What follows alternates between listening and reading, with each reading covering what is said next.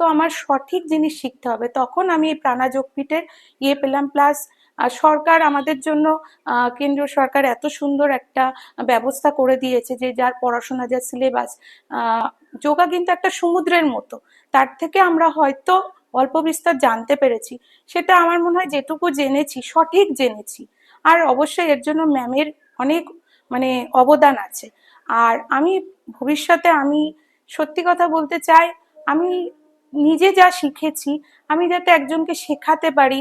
বা দেখুন, টাকা তো অর্থ ইনকাম তো সবারই একটা প্রয়োজন আছে, কিন্তু অর্থ ইনকামের পিছনেও আমি যেমন মনে ভেবেছি যে প্রত্যেক মাসে একটা করে ফ্রিতে মেডিটেশন ক্লাস দেব। কারণ দেখুন, আজকালকার যা ব্যস্ত মডার্ন পিরিয়ডে ব্যস্ত যুগ, প্রত্যেকটা মানুষের মেন্টাল ডিপ্রেশন থাকে। আর আমাদের এই যে বিভিন্ন শারীরিক রোগ হয়, এগুলো কিন্তু ম্যাক্সিমাম মেন্টাল ডিপ্রেশন থেকে, সুগার বলুন, থাইরয়েড বলুন, যা বলুন,